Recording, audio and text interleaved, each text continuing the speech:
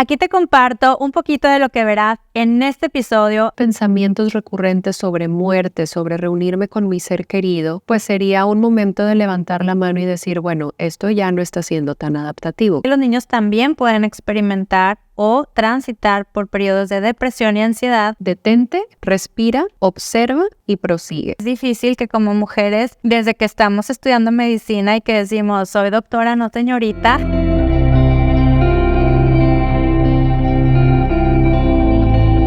confiando en la magia de los nuevos inicios, te doy la bienvenida a Día Cero. El día de hoy tenemos la presencia de la doctora Jackie Herrera, reconocida médico experta en medicina paliativa y tanatología. Ay, qué linda introducción, Cari. Muchas gracias y gracias por la invitación, la oportunidad de poder compartir con todas las personas que te siguen. Feliz la verdad, y platicábamos fuera de cámara cómo pues no es sencillo a veces equilibrar nuestras vidas como doctoras, como mamás y en el camino que nosotros hemos elegido, que es el camino del servicio a los demás. Sé que muchos de ustedes ya conocen a la doctora Jackie, pero a mí me gustaría, Jackie, si te pudieras presentar, platicarnos de dónde viene tu primera experiencia profesional y cómo ha sido tu camino hasta llegar el día de hoy al lugar donde te encuentras. Claro que sí. Pues mira, originalmente primero estudié igual que tú, carrera de medicina, después la especialidad de anestesiología. En ese momento, desde que estaba en la residencia, teníamos la oportunidad de tener como estas rotaciones optativas y yo me enamoré del tema de cuidados paliativos. Termino la residencia y en ese momento no era posible hacer esa alta especialidad aquí en Monterrey, entonces fue algo que se quedó ahí como en pausa. Empiezo yo a trabajar como anestesióloga y yo decía, es que yo quiero como estar cerca de este tema de paliativos y estudió la maestría de tanatología. Decía, bueno, no me va a tocar ser a lo mejor quien da la morfina, pero me va a tocar ser como ese alivio espiritual o emocional. Y pues bueno, empecé a desarrollarme también en la parte de tanatología y resulta que pues hace un año se abre la oportunidad de ahora sí poder hacer la alta especialidad aquí en Monterrey. Wow. Y pues tomo ese caminito y pues ya, ahora ya tengo como ese circulito completo. Wow, los tiempos de Dios son perfectos. Totalmente. Y fíjate, Jackie, que creo que como yo, muchas personas no conocen exactamente la diferencia entre la tanatología y los cuidados paliativos. Quizá quienes están como médicos conocen mucho más, pero para quienes no conocen estos términos, ¿cómo se diferencia la tanatología y los cuidados paliativos en sí? Claro que sí. El paliativista obligatoriamente tiene que ser un médico. Puede ser un médico familiar, un anestesiólogo, un médico internista, un geriatra también puede ser un paliativista. Y bueno, cuidados paliativos es esta especialidad que se encarga de manera integral de los pacientes que tienen una enfermedad crónica o terminal. El tanatólogo no obligatoriamente es un médico. Okay. Puede ser un psicólogo, una enfermera, un trabajador social. Esa sería, yo creo, la diferencia principal entre las dos. Ok, perfecto. Que entonces, y hace ratito tras bambalinas platicábamos y le decía, es que qué padrísimo que haya como toda esta posibilidad para los médicos de acompañar estas etapas tan fundamentales de la vida, que son difíciles y que efectivamente necesitan una alta especialización, ¿no? Ahora, también siento que muchas personas han escuchado hablar acerca del duelo. Cuando hablamos de pérdidas, escuchamos mucho, es que está transitando un duelo por la pérdida o despedida de un familiar cercano, el duelo perinatal, el duelo por la ruptura de una relación, y muchas veces no sabemos exactamente qué es el duelo. Y algo muy importante, ¿no? Porque ahorita siento que hay como una tendencia a que todo lo que es incómodo es algo que está mal o es algo que está como patológico, diríamos, en el mundo médico. Y no, el duelo es la reacción normal y natural que tenemos todos los seres humanos cuando perdemos algo que es importante para nosotros. No necesariamente el fallecimiento de una persona. No necesariamente. Hay diferentes tipos de duelo, como bien decías. Puedes perder relaciones. Hay pérdidas evolutivas, por ejemplo, el niño que se convierte en adolescente, el soltero que se convierte en casado, el hombre productivo que va hacia una jubilación. Wow. Las pérdidas funcionales, cuando me entregan el diagnóstico de una enfermedad o cuando quizás yo tengo un accidente, una cirugía y pierdo alguna función de mi cuerpo. Las pérdidas, por supuesto, relacionales, ya sea por terminar una relación o por el fallecimiento. Las pérdidas de objetos que son importantes para nosotros. Las pérdidas de los animales de compañía. Las pérdidas desautorizadas, como decías ahorita, el duelo gestacional o perinatal. Exacto. Entonces son como muchísimas pérdidas las que podemos tener a lo largo de la vida.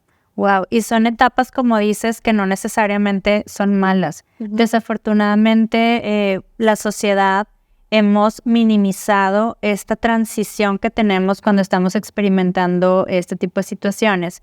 Y hemos hecho que muchas personas sientan quizá vergüenza, miedo de expresar lo que están sintiendo y por lo tanto pues no llegan a trabajar todas esas emociones y pensamientos que se tienen durante una transición de duelos. ¿Así crees que la sociedad actualmente influye mucho en que haya tantas personas que no trabajan, que ahorita vamos a ver por qué es importante, que no trabajan adecuadamente los duelos? Totalmente, pareciera que en esta vida solo se permitiera el sentirnos bien, ¿no? Lo vemos, o sea, está perfecto esta parte del positivismo, pero sin llegar a que este positivismo sea tóxico. Las emociones no son buenas y malas, las emociones simplemente son y hay que sentirlas para poder elaborarlas, igual que el duelo.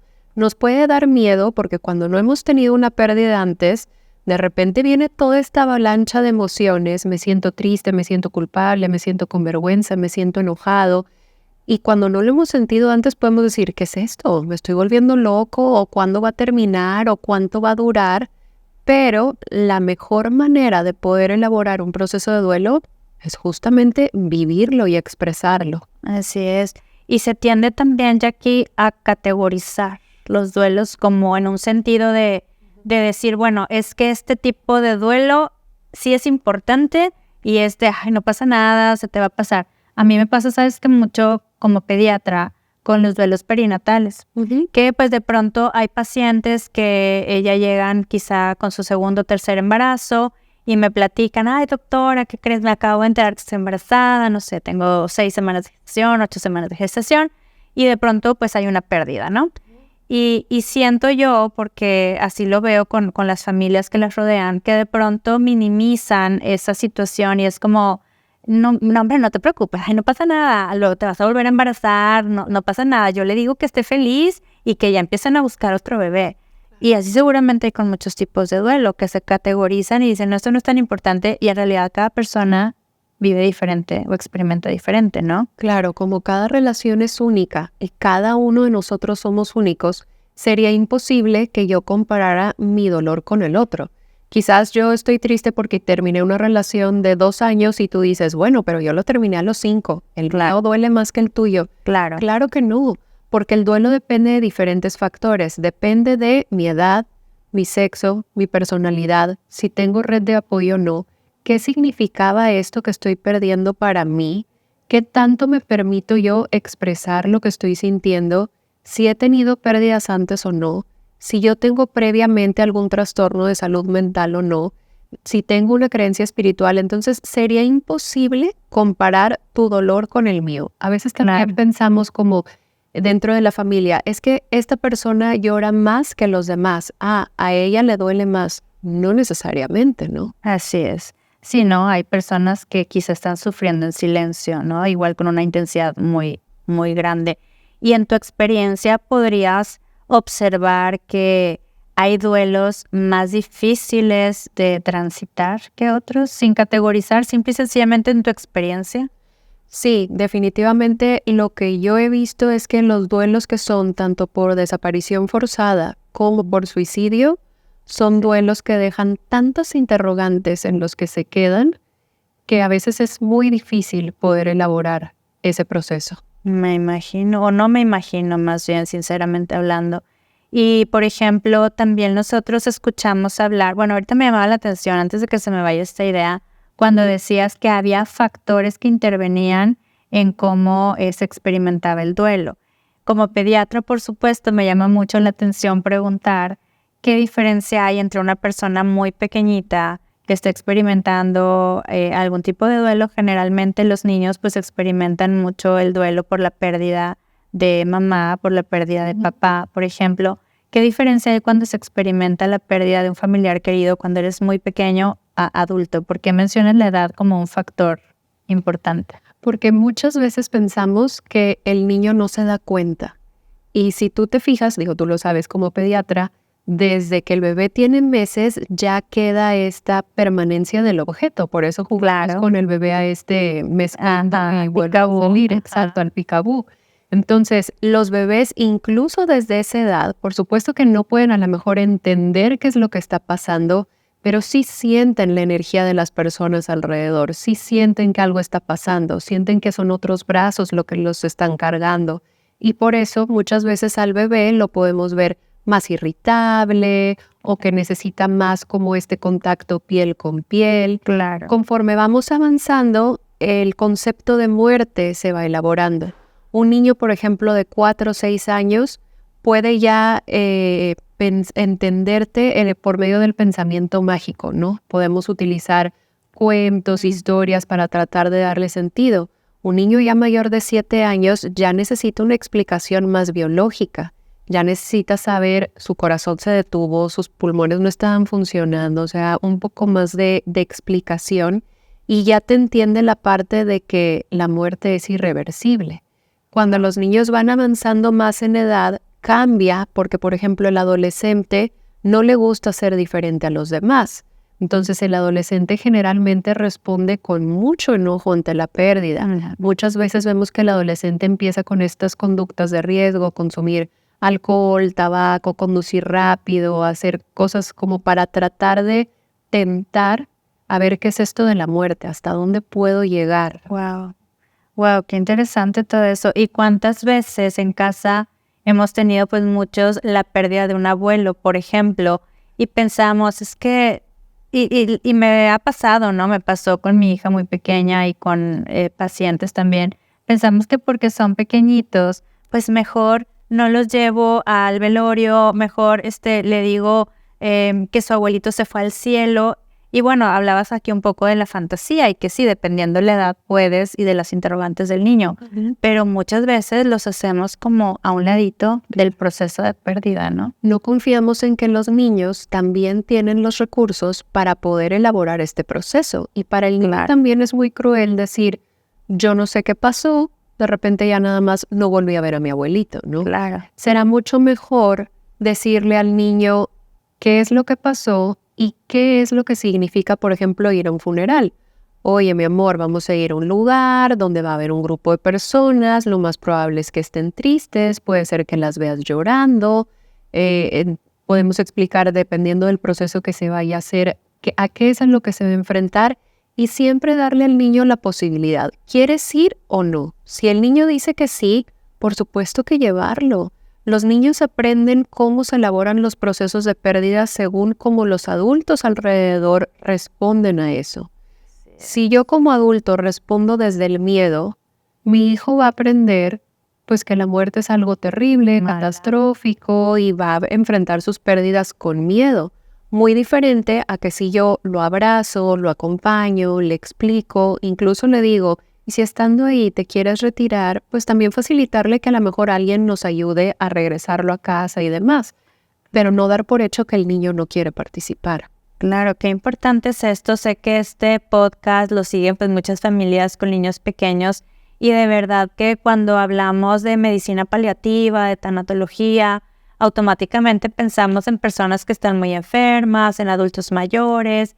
Pocas veces pensamos realmente en los más pequeños de la casa, y qué valioso es de verdad todo esto que nos compartes, porque algo que muchos papás no sabemos o no tenemos conciencia es que los niños también pueden experimentar o transitar por periodos de depresión y ansiedad por duelos que no son resueltos. Y ahorita todo lo que nos comparte la doctora Jackie realmente a todos nosotros debe mantenernos en alerta cuando experimentemos alguno de estos duelos en nuestros hogares.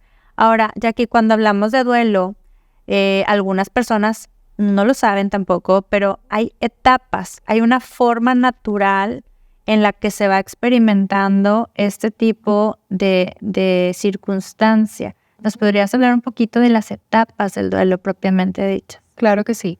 Si lo quisiéramos ver así clásicamente, la primera etapa va a ser la negación. A ti te entregan la noticia y tu cerebro se protege y dice, no puede ser, esto no es así y necesito un tiempo extra para poder integrar esta noticia y por eso es que se da esta primera etapa. Después que viene, generalmente viene la negociación. Empezamos a hacer este discurso interno como no, por favor, que no sea así, ya me voy a portar bien, ya voy a dejar de fumar. O sea, tratamos de hacer como estos intercambios tratando de que esto sea diferente. Y generalmente, pues no, la realidad ya está ahí y cuando me doy cuenta que esta negociación no funciona, lo que pasa es pues un enojo, ¿no? Me enojo porque no es justo, porque yo no pedí esto, porque yo me he portado bien. Después vendrá una tristeza profunda en la que es necesario que yo la viva, la experimente, la exprese para poder llegar a la etapa de la aceptación. Ahora, algo importante, no todas las personas vamos a pasar por todas las etapas. Ok. No todas las etapas duran el mismo tiempo. Habrá personas que a lo mejor no viven una etapa de negación, automáticamente se van al enojo o automáticamente se van a la aceptación, también puede ser. Y esta no es como una lista donde yo voy palomeando las etapas, sino que el proceso de duelo es como si fuera una espiral donde yo constantemente me estoy moviendo entre todas las etapas. Yo creo que nos ha pasado a todos que cuando tenemos un proceso de pérdida, a lo mejor yo me levanto motivado, digo, hoy va a ser un buen día, todo va a estar bien y de repente, ¡pum!, alguien te recuerda este ser querido o esa persona que ya no está. Y viene otra vez todas las etapas. Y es por eso que el proceso de duelo es tan agotador, porque todo el tiempo te estás moviendo entre tantas emociones que te quita muchísima energía. Claro, claro. Y hay personas que realmente algo que yo veo mucho es que como que la primera vez por ejemplo, una familia muy querida que pierde a uno de sus hijos y dice es que el primer cumpleaños, la primera Navidad o sea, son como fechas especiales que remueven todos estos sentimientos o emociones, quizá lo que la historia natural del duelo ya había ayudado a trabajar un poco y te puedes regresar a cada una de estas etapas. Es que la pérdida se tiene que estar resignificando cada vez. O sea, cuando viene el aniversario, cuando a lo mejor si era mi hijo es que ahorita él se estaría graduando, ahorita. Entonces, cada vez que vienen estos hechos importantes en la vida, yo tengo que volver a tomar todas las emociones, pensamientos y demás que están surgiendo y darle nuevamente sentido a eso que pasó. Claro, y qué difícil, ¿no? Y hay duelos que pueden durar muchos años. Sí, no sería el ideal, pero sí un duelo que se mantienen las emociones con la misma intensidad después de 12 meses en un adulto o 6 meses en un niño, ya estaríamos hablando de un duelo patológico o de un duelo crónico, o sea, un duelo que se está saliendo de lo esperado. Qué interesante, 12 meses aproximadamente, ¿verdad? Obviamente sé que gente muy querida, personas muy amadas que van a ver este episodio, están justo transitando un duelo y con todo mi corazón y mi cariño es que hoy nuestra invitada nos comparte todo esto porque queremos que estén bien, queremos que se den el tiempo de vivir sus duelos, pero también estar alertas, la familia alrededor de cuándo es importante dar un siguiente paso hacia la búsqueda de ayuda profesional. Y ahí justo venía mi siguiente pregunta. ¿Todos los duelos deberían de acompañarse profesionalmente? Fíjate que no. La realidad es que lo que dice la literatura es que 9 de cada 10 duelos se pueden elaborar de manera individual, simplemente con el apoyo de mi familia, de mis amigos. Generalmente los que sí necesitan apoyo son los que a lo mejor no tienen una buena red de apoyo o es su primera pérdida o es una pérdida que verdaderamente es difícil darle sentido. Los padres que pierden un hijo, o sea, una pérdida que sucede de manera súbita, que yo no estaba preparado. O si, por ejemplo, yo ya tenía algún tema de salud mental previo, depresión, ansiedad, pues probablemente vaya a ser más difícil para mí poder vivir este proceso. Claro. O, por ejemplo, personas que no tienen una buena red de apoyo alrededor. Sí. A veces nos toca que son familias, el ideal sería que todos lo pudiéramos vivir en armonía, pero a veces hay familias que tienen conflictos grandes y que necesitan poder hablar de lo que están sintiendo en un espacio seguro, en un espacio diferente. Claro, es lo que te iba a preguntar, o sea, porque a veces decir, bueno, que tengan una red de apoyo, podemos pensar, bueno, una mujer que tiene a su pareja, que tiene a sus padres, hermanos, pero también qué características debería de tener esta red de apoyo para hacer realmente un ambiente nutritivo que pueda ayudar a evolucionar de una forma sana. ¿Qué es lo que los familiares alrededor deberíamos de saber para cultivar ese bienestar? Yo creo que la característica principal es algo que nosotros llamamos escucha activa, que quiere decir, yo te estoy escuchando con todos mis sentidos y te estoy escuchando sin juicio, sin crítica, sin opinión, sin tratar yo de imponer lo que yo pienso. Regresándonos ahorita al tema de la pérdida gestacional, por ejemplo, pasa mucho eso, que dentro de la pareja pareciera muchas veces que la mujer es la que llora, es la que sufre, es la que expresa, y muchas veces los papás se quedan en silencio no porque no les importe la pérdida, sino porque ellos necesitan ver que su pareja está bien para entonces ellos permitirse sentir el duelo. Pero ¿qué pasa?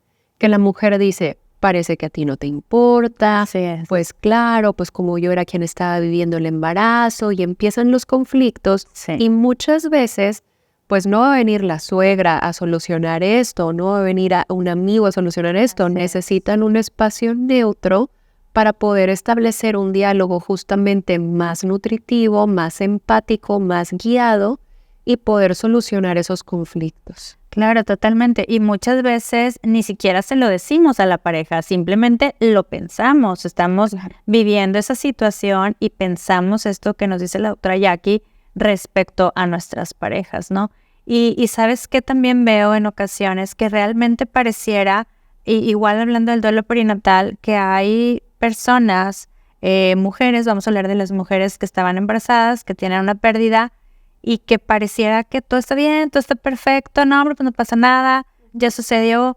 ¿Es posible transitar hacia un duelo con ese nivel de aceptación o realmente, generalmente, puede haber una caída posterior emocionalmente hablando?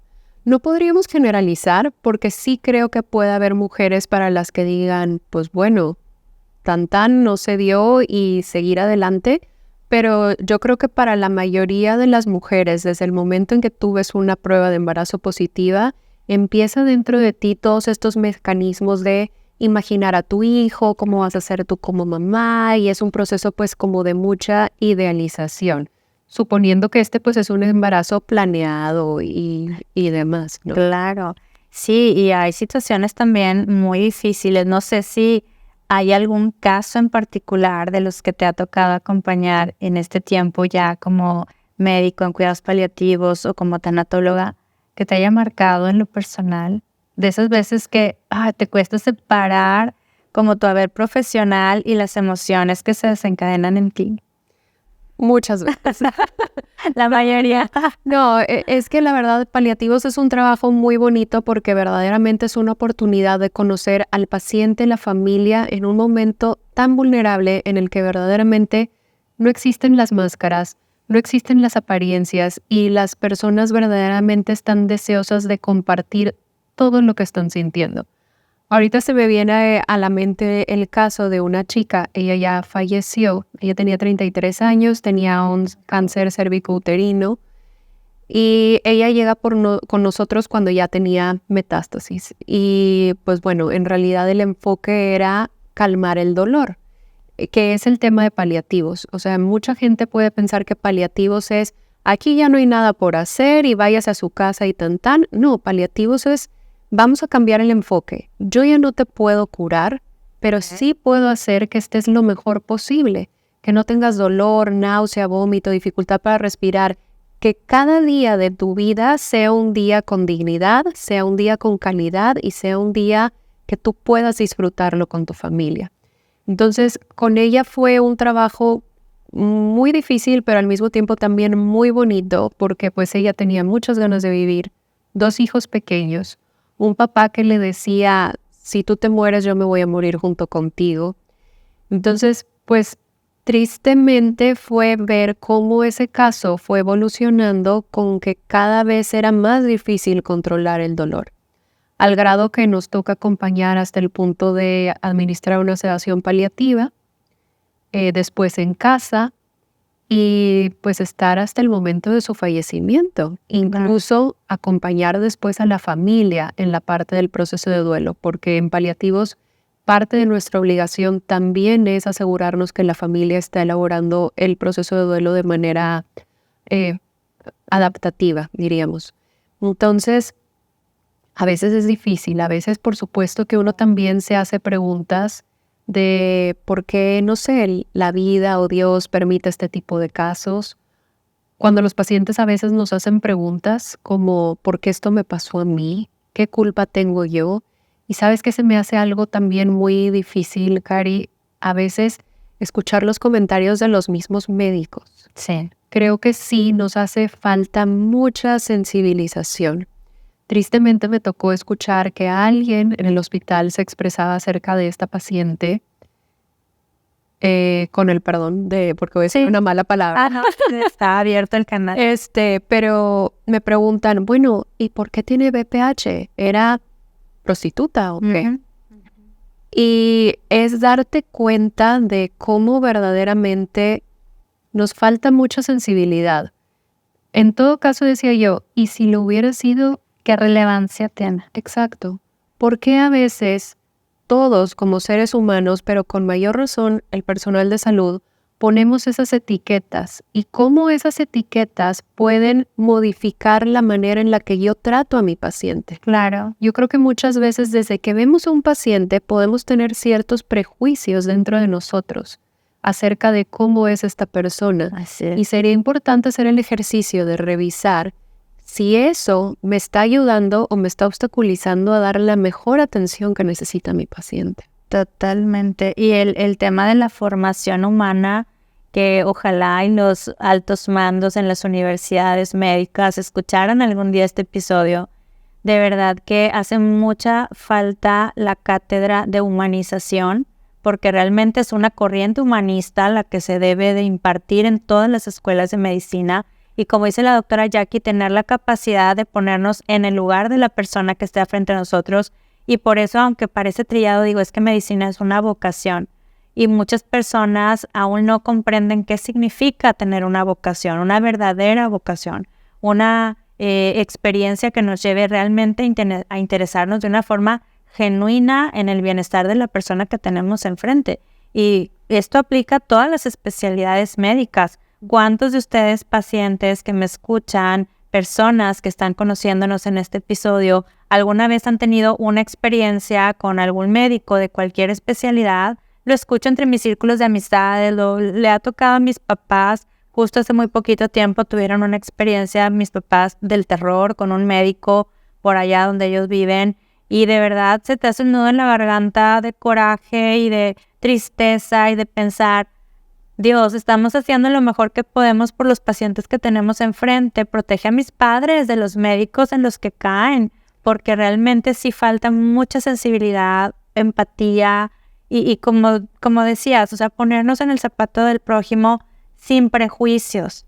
Nosotros tenemos que estar ahí para dar ese servicio con el corazón abierto y ahora sí que aquí entra mucho también la fe, y sé que muchas personas quizá pues no creen en Dios, creen en otro tipo de poderes, en el universo, en la energía, pero realmente actuar con bondad no tiene nada que ver con creer en un Dios o no creer, es un acto de la moralidad del ser humano, ¿no? Entonces, qué triste que pasen estas situaciones, ¿no? Y más cuando estamos hablando de cuidados paliativos, de personas que están... Algo más terrible de esta misma paciente, cuando ella está ya en el proceso de sedación paliativa, hubo un tema, tú sabes que ahorita hay escasez de este tipo de medicamentos en los hospitales, entonces se termina la morfina y pues querían dar de alta a la paciente y digo yo, es que no se puede ir, con todos los medicamentos que tiene, no alcanzamos a controlar el dolor, necesito que se quede en el hospital. Para no hacerte el cuento largo, se hace un conflicto entre el papá de la paciente y una parte del personal del hospital, a tal punto que este médico llegó a agredir físicamente al papá. Él estaba hablando por teléfono y le arrebató el celular y demás. Digo yo, no puedo yo entender cómo verdaderamente a veces se nos olvida verdaderamente lo que pueden estar viviendo otras personas es a veces muy difícil de creer para mí. Sí, y la realidad es que como médicos estamos muy cercanos a este tipo de casos. Nosotros acabamos de compartir aquí en Día Cero el caso de Bebé Roma, que gracias a sus papás, Deva y Walter, nos compartieron muy abiertamente y de quienes ya en historias les voy a platicar todos los beneficios que ha traído haber venido el podcast. Pero a ellos les tocó vivir una situación muy difícil con su pequeñita que falleció después de una situación hospitalaria difícil. Y me decía su mami, doctora, en ningún momento en el hospital, cuando mi bebé todavía estaba con su corazón latiendo, en ningún momento hubo gente que nos dijera, ¿cómo te sientes? ¿Te gustaría platicar con la psicóloga? Y me dice, lo más terrible fue que se acercó una supuesta trabajadora, psicóloga de ahí del área donde estaban ellos, y que le dice a mamá Eva, no te preocupes, que al cabo que puedes tener más hijos, o tienes 2 hijas más. Qué terrible. Exactamente, entonces, si no nada más los médicos, o sea, en realidad todo el personal de salud. Yo algo que me encantaba, que es un tema muy diferente, el tema de la lactancia materna, pero cuando iba a las certificaciones en tema de lactancia, me acuerdo que decían, es que tenemos que capacitar hasta el guardia de seguridad del hospital en tema de lactancia para que sea quien también favorezca, apoye, ayuda. Imagínense en cuanto a la ética, a la empatía, a la humanidad, todas las personas que laboran en un hospital, desde las personas que están en caja, desde las personas que están veladores. Yo en los consultorios donde tengo el gusto de trabajar, les digo a la gente que trabaja conmigo, estamos recibiendo mamás que vienen vulnerables porque están en su posparto, estamos recibiendo personas que vienen en posquirúrgico a la rehabilitación física, abuelitas que quizá no durmieron en toda la noche porque tienen insomnio crónico. Lo que menos necesitan nuestros clientes y nuestros pacientes es una mala cara, es mal gesto, al contrario, amabilidad y uy, qué camino, ¿no? Nos falta por recorrer. Y qué bonito que gente como tú, porque tengo el gusto de conocer a la doctora Jackie desde hace muchos años, efectivamente siento yo que la diferencia en el éxito profesional, hablando de las carreras de medicina, digo, lo científico y la preparación académica es muy importante, por supuesto, pero la formación humana que tiene cada uno de mis colegas que han estado aquí en Día Cero y con los que comparto por allá afuera es fundamental. Y te agradezco bastante que tengas ese corazón y esa humanidad y más en el tema que ahora has escogido como profesional. No, gracias. La verdad es algo que es lo mínimo que podemos ofrecer a nuestros pacientes, como bien dices. Claro. ¿Cómo te has crecido, Jackie, personalmente hablando? ¿Cómo te has crecido? ¿Cómo he crecido? ¿Cómo te has fortalecido tú? Y más recibiendo tanto impacto emocional cada día. La verdad, yo sí me apoyo mucho en mi proceso individual de terapia. Tengo pues ya varios años con mi terapeuta. Me gusta mucho practicar el tema de la gratitud. Me encanta. Yo creo que me costó porque sí hubo un buen tiempo que yo decía, siento que falta, o sea, como que podría estar mejor. Y un día mi terapeuta me confronta esta confrontación empática de decir, bueno, ¿y si lo que hoy tienes ya es perfecto? Y decía yo, es cierto, porque podemos pasarnos la vida pues queriendo más y más y más y nunca va a ser suficiente, ¿no? Aprovechar también el tiempo con mis seres queridos es algo importantísimo para mí. Siempre será importante la parte profesional, pero sin duda la parte personal es algo que, cuando menos en mí, tiene que estar en calma para poderte dar afuera. Totalmente. Sí. Y de hecho es algo que se dice en tanatología, ¿no? O sea, yo no puedo acompañar un duelo si yo tengo duelos pendientes, porque pues qué clase de acompañamiento vas a dar si tú tienes como estas situaciones emocionales sin concluir. Totalmente, y aparte hay algo como muy importante con la energía que uno carga cada día. Desde que vas al consultorio, no sé si te pasa, despertar en agradecimiento, poner todo tu trabajo en manos de la energía en la que tú creas. Y luego cuando regresamos a casa, yo hago una pausa en el carro antes de bajarme a mi casa y es como cerrar los ojos, inhalar, exhalar, decir, mi trabajo ya está fuera y continuar para los que tienes. O sea, como que yo creo mucho en la carga energética Y digo, ¿cómo vas a estar con todos estos temas pendientes? No atraes de la misma forma, o sea, no conectas de la misma forma con el paciente que tienes enfrente. Fíjate, hay un ejercicio, a mí me encanta la práctica del mindfulness o la atención plena. Y hay una práctica súper rapidita que las siglas son DROP, como de gota. DROP quiere decir detente, respira, observa y prosigue. Entonces, en cualquier momento del día en el que tú dices, ¿qué es esta revoltura de emociones que tengo? O estás en el tráfico o estás enfrente de un conflicto y demás, de repente simplemente decir, a ver, detente, respira profundamente, o sea, siente verdaderamente el aire entrar y salir de tus pulmones. Obsérvate a ti mismo, en qué partes de tu cuerpo tienes tensión. ¿Es un nudo en la garganta? ¿Es que traes los hombros así? ¿Es el abdomen y demás? Ponle nombre a esa emoción. ¿Qué es lo que estás sintiendo en ese momento? O sea, obsérvate verdaderamente y ahora sí, date chance de seguir adelante. La atención plena es una práctica que sí tiene evidencia científica de que favorece la neuroplasticidad, estas nuevas conexiones en nuestro cerebro. Entonces, pues algo tan sencillo como tomarte ese minutito ya está haciendo un cambio en tu química cerebral, sanguínea y todo. Wow. Entonces, pues no nos cuesta nada hacerlo. No, y también lo podríamos hacer, se me ocurre como preventivo. O sea, a mí me pasa que si llega un momento del día en que a lo mejor a la mitad de mi consulta, en que ya me empiezo a sentir muy cargada de energía, vuelvo a lo mismo. No tengo evidencia científica al respecto, quiero aclararlo, pero es una sensación de no te puedo explicar, como que ya estoy más saturada mentalmente, más cansada, pues quizá también de dar, porque te das mucho en la atención a otras personas, a los pacientes. Y creo que esta práctica de drop me queda perfecta, la voy a aplicar de hoy en adelante. Quizá la hacía un poco sin tener conciencia de que realmente era un proceso terapéutico. Me encanta. Y una pregunta que yo tengo y que me surgía cuando platicábamos en hacer este episodio es, bueno, cuando hablamos de duelo, también hay muchas personas y conocemos los beneficios de la psicoterapia, de la atención ya sea por psicología o por psiquiatría.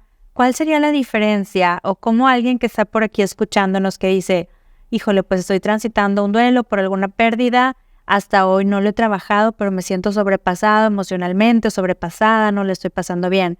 ¿Cómo elegir o en qué momento elegir acudir con una persona que es experta en tanatología o con un psicoterapeuta? Claro. Mira, si tú ya vienes de un proceso psicoterapéutico, ya conoces, ya hay como este vínculo con el psicoterapeuta, pues sin problema puedes seguir por ahí. Incluso tú puedes preguntarle al psicoterapeuta si él está familiarizado con los procesos de duelo. Hay psicoterapeutas que dicen, la verdad es un tema que a mí no me gusta. Dentro de la psicoterapia hay diferentes tipos. Tú sabes que si la Gestalt, que si la enfocada en soluciones, el psicoanálisis, la cognitiva conductual. Yo creo que dependerá mucho de cómo te gusta a ti trabajar. Yo, por ejemplo, soy muy objetiva. O sea, a mí me gusta la cognitivo-conductual porque es mucho de hacer tareas, de leer algunas cosas. A lo mejor si tú eres más de este tipo de, por ejemplo, la Gestalt, que hacen muchos ejercicios de silla vacía donde te dicen, bueno, imagínate que tu ser querido está enfrente de ti, ¿qué le dirías? Pues te pudieras ir como por esa corriente. Un psiquiatra definitivamente sería, pues si tú ya tienes un diagnóstico breve, o si quizás tus síntomas verdaderamente son tan intensos, digamos una depresión muy desadaptativa o se está juntando con un tema de insomnio, pues mejor irnos por la parte del psiquiatra porque pues muy probablemente vas a necesitar un medicamento. Claro. El ideal es que de primera intención el duelo no debe de ser medicado, porque decíamos que el duelo es un proceso normal, o sea, esa tristeza tiene una función. Pero si yo me doy cuenta que esa tristeza cada vez es mayor, que la intensidad de las emociones no está disminuyendo y que la cantidad de días malos es mayor que la de los buenos, si yo estoy teniendo muchos pensamientos recurrentes sobre muerte, sobre reunirme con mi ser querido, pues sería un momento de levantar la mano y decir, bueno, esto ya no está siendo tan adaptativo. Creo que necesito ayuda en elaborar el proceso. Perfecto. Híjole, qué importante todo lo que nos está compartiendo la doctora Jackie. Espero que estén por ahí tomando nota. Regrésenle para quienes nos están escuchando. vuelvan a escuchar puntualmente, porque a veces nos cuesta un poco entrar en proceso de aceptación, como decías hace ratito, de todos estos pues procesos. Y para quienes nos están viendo en YouTube, pues igual vayan haciendo también su lista. Ahora, hemos hablado pues de que has tenido casos difíciles todos los días, que tienes pues en cuidados paliativos, quizá también en acompañamientos como tanatóloga. ¿Y cuál ha sido tu día cero? ¿Algún momento de tu vida en el que digas, yo tuve que empezar buscando fuerza sin saber de dónde la podía encontrar y empezar de nuevo a seguir creciendo? La verdad, Cari, te digo algo, estoy llena de días ceros. Platícanos.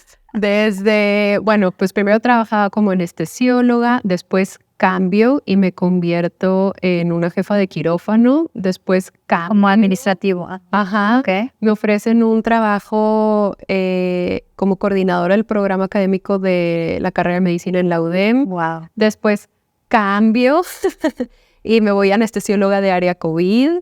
Después, pues, la maestría de tanatología. Pero yo creo que ahorita del que yo pudiera sentirme más orgullosa definitivamente es el de decir, no importa mi edad y no importa los años que han pasado, yo sí no quiero quedarme sin hacer la especialidad de cuidados paliativos. Yo creo que muchas veces nos vamos enrolando en el trabajo, en la vida, y se nos va olvidando esa esencia de qué es lo que siempre queríamos. Yo era algo que tenía ahí pendiente, te digo, desde el 2011 me estuvo esperando este sueño por hacer. Y yo leía y releía la convocatoria y yo decía, bueno, no sé si a lo mejor por mi edad ya no me van a aceptar y demás.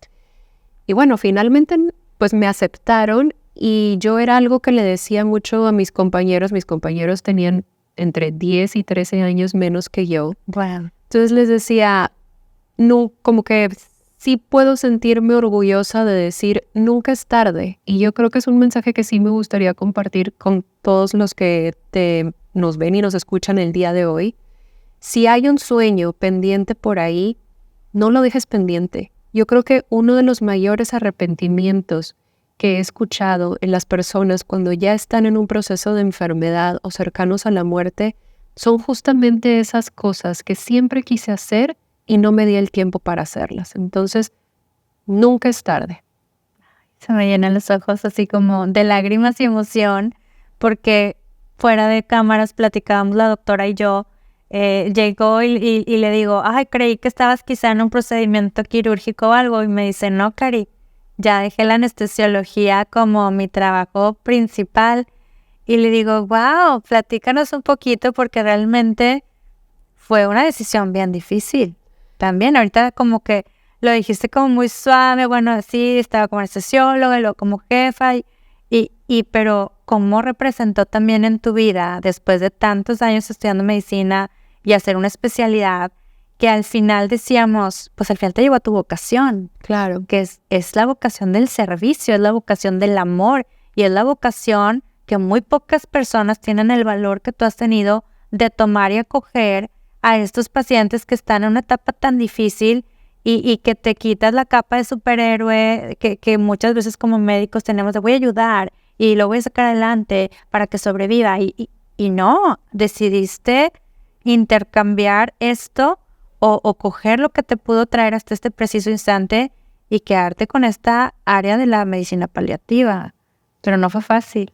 No, no fue nada fácil. A mí me costaba mucho, me daba mucha pena encontrarme a compañeros que había tenido en la especialidad o maestros que había tenido durante la residencia y que me preguntaban, ¿y ahora quién le das anestesias? O ¿y ahora dónde estás trabajando? Para mí era como un chin, qué pena decir ya no estoy en esto, porque pues después de 7 años de medicina, 4 años de la especialidad, y a lo mejor 5 o 6 años de trabajar como anestesióloga, decir, voy a dejar este camino que ya llevo recorrido por cambiar, no es fácil. Tú sabes que pues el ser humano también tenemos esta tendencia a opinar fácilmente, sin tener todos los elementos, y también a lo mejor es algo en lo que yo he crecido. En algún momento me importaba mucho lo que otras personas pudieran pensar acerca de mí o de mi trabajo profesional, Pero al final, cuando tú te das cuenta que la única persona que va a vivir con las consecuencias de tus decisiones eres tú mismo, dices, bueno, ellos no son los que están ahí en quirófano por mí, ellos no son los que a lo mejor se están sintiendo incompletos por no realizar todo lo que quieren. Entonces, Claro. pues bueno, uno aprende a tener un poco más de valor y no poner a lo mejor tanta atención a estas críticas, o a lo mejor ni existen las críticas, pero uno se imagina que están. Claro. No, y probablemente sí, la realidad es que desafortunadamente vivimos en un mundo muy materialista y en un mundo en que, bueno, pues de más está decir que a la mujer también se nos ha empujado a salirnos de la casa, a menospreciar el trabajo doméstico, a menospreciar el trabajo de los hijos y a ver como una mujer exitosa la que tiene un puesto súper alto a nivel académico, administrativo, o que tiene ciertos ingresos económicamente hablando, y poco vemos lo que la trascendencia de nuestras actividades puede dejar en nuestras vidas. Y me siento muy unida a este sentimiento porque también, imagínate, quizá nadie lo dice, como dice la doctora Jackie, pero algunos sí me lo dicen de que, ay, ¿tú qué onda? Oye, que el podcast y que haces esto y lo otro y no paras. Y quizá en el pensamiento de muchas personas está como ese prejuicio de, ay, es que, no sé, a lo mejor quiere trabajar mucho para ganar mucho dinero. Si yo les dijera que la mayor parte de las cosas que hago realmente son cosas que a mí me generan un sentido de trascendencia, que disfruto, que generan creatividad, inspiración, que no les puedo compartir la felicidad que me da recibir un mensajito de nuestros invitados, de las personas que escuchan un episodio, que seguramente después de escuchar a Jackie voy a recibir muchos mensajes de gente que le va a beneficiar esto.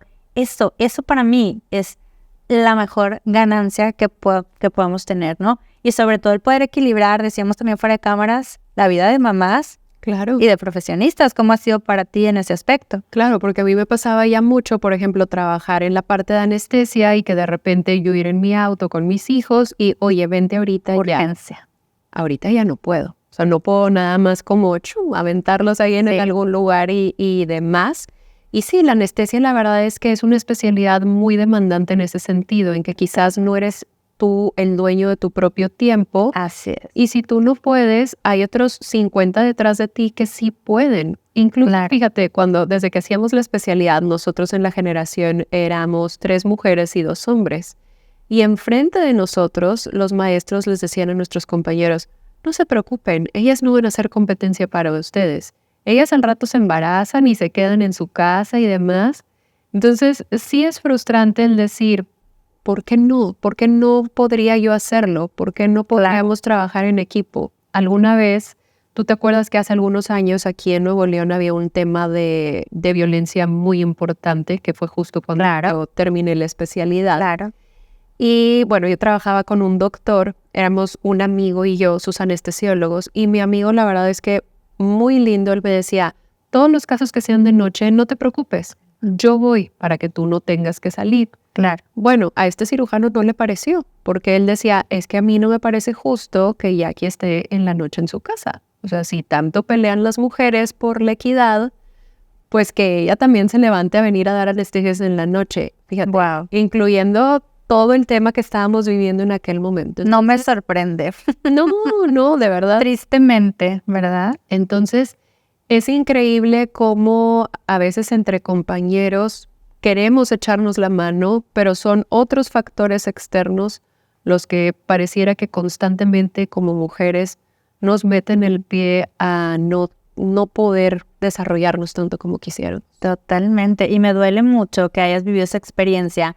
Te comparto una que quizá no fue muy dolorosa, pero que pica el ego. O sea, es como, ¿qué pasa con la gente, no? Ajá. Resulta que hace no mucho tiempo fue la primer cena de gala que organizó el nuevo hospital en donde actualmente trabajo, un hospital muy reconocido aquí en Monterrey, del cual estoy súper orgullosa de ser parte. Y pues yo siempre estuve trabajando en mi consultorio acá en un lugar periférico. La verdad es que hace muchos años decidí estar en un lugar más cómodo, en mi propio centro médico, etcétera, ¿no? cerquita de mi casa, por supuesto, ¿no? Equilibrando familia y todo. Entonces es esa primer cena de gala e invitan a los doctores que ahora van a estar participando en el staff de ese hospital tan reconocido. Y le pido a mi esposo que me acompañe, porque pues era una cena de parejas. Mi esposo pues también es traumatólogo, es ortopedista, pues tiene mucho renombre. La verdad es que sus pacientes lo aprecian mucho y es reconocido pues en el ámbito hospitalario porque está en quirófano mucho tiempo, en todos los hospitales de Monterrey. Desde que entramos a la gala, no te puedo explicar que nos encontrábamos a médicos, los hombres fueron los prejuiciosos, debo decirlo, así fue tal cual, no estoy diciendo mentiras. Y llegaban, entonces saludaban a mi esposo. Hola, doctor, ¿cómo estás? Oye, qué padre, te unes al staff. Y volteaba a mi esposo y no, vengo acompañando a mi esposa. Mi esposa es la que invitaron a participar. Ok. Pero fueron yo creo que como 5 personas, incluso ya sentados en la mesa, se encuentra el otro maestro, un doctor ya de edad mayor. Igual le dice, ¿qué onda? ¿Cómo estás? Oye, pues bienvenido al staff, no sabía que te cambiabas de hospital. Igual mi esposo, no es mi esposa es pediatra y, ok, o sea, pero te das cuenta como el prejuicio, o sea, nadie nunca dijo, ¿quién de los dos va a estar aquí? O los dos están ahora, no, todos iban directo a felicitar a mi esposo, ¿no? Y es una situación que es difícil, que como mujeres, desde que estamos estudiando medicina y que decimos, soy doctora, no señorita. Así es. ¿Te pasó? Sí, claro, miles de veces. O mija, ¿no? Mija, exacto, mija, señorita, oiga, mijita, ¿no? Y así como, "Ay, 7 años de medicina, gracias", ¿no? Entonces, es difícil, nos enfrentamos a estas situaciones como mujeres. Yo hoy te quiero agradecer infinitamente el tiempo que has tomado de tu vida de familia, que has tomado también de tu vida profesional. Pero quisiera que me platicaras, si alguien que nos está escuchando quiere contactarte, ya sea para acompañar un proceso pues de tanatología o tiene algún familiar que necesita apoyo paliativo, Claro. ¿cómo te contactan y cómo se lleva a cabo tu intervención en tanatología? Porque paliativo mucho me imagino que es dentro del hospital, mucho, no todo. Y a domicilio. Paliativo casi es más yo tener que trasladarme a casa del paciente, porque generalmente son pacientes que tienen dificultad para poderse mover. El tema de tanatología, pues bueno, ese lo hacemos en un consultorio. Generalmente, pues es como si fuera una psicoterapia. No puedo decir que soy psicoterapeuta, pero bueno, como esta parte de platicar, de acompañar, de validar. Creo que la parte del acompañamiento tanatológico es mucho un proceso psicoeducativo. Es mucho el normalizar, el decir, vamos bien, vamos mal, qué es lo que podemos hacer. Pues bueno, me pueden seguir en mis redes sociales y por ahí mismo pueden encontrar el enlace para agendarla. ¿Cómo estás en tus redes sociales? Me encuentran como doctora Jackie Herrera en cualquier red social, en Instagram en particular. Ahí está el enlace para poder generar una consulta. Y ahí se especifica, bueno, si necesitan que yo vaya o si ellos pueden venir. También puede ser por videollamada, sin ningún problema. Ay, me encanta, Jackie. ¿Y niños, desde qué edad puedes acompañar en procesos de paliativos y de tanatología? Fíjate que ahí sí te quedo mal. Yo la verdad no me considero una experta. Yo respeto mucho la parte de la psicología infantil. Muy bien. Y yo me apoyo con 2 colegas que son de base psicólogas infantiles. Perfecto. Porque hay que entender que, bueno, el niño es una dinámica completamente diferente. El niño necesita jugar, el niño necesita hacer cosas con plastilina, necesita como otro tipo de cosas en las cuales yo no me considero una experta. Perfecto. Y se me haría muy incongruente yo querer abarcar cosas de las cuales no. Pero tienes como un equipo a donde orientar a los padres que te contacten de con quién acompañar un duelo en la infancia, ¿verdad? Totalmente. Y en cuidados paliativos, ¿trabajas también con algún equipo multidisciplinario, pues de nutrición o de rehabilitación física, con alguien de medicina del dolor, o tú misma lo haces? No. Siempre será mejor trabajar en equipo. Muy bien. Cada quien la parte en la que se considera más experta. Quizás yo podré dar unas pautas iniciales en lo que, por ejemplo, pueden ir a esa consulta de nutrición, a esa consulta de terapia física, pero siempre será mejor el trabajar en equipo. Excelente. Ay, estoy demasiado conmovida por todo lo que nos has compartido, Jackie. Creo que es información muy valiosa que les voy a pedir, les voy a agradecer que nos ayuden a repostear, a compartir, a mandar el enlace de YouTube. Ya la doctora Jackie nos dejó sus redes sociales, la vamos a estar etiquetando para que la puedan seguir, que la contacten. No tengan pena de preguntarle, doctora, estoy pasando por esta situación.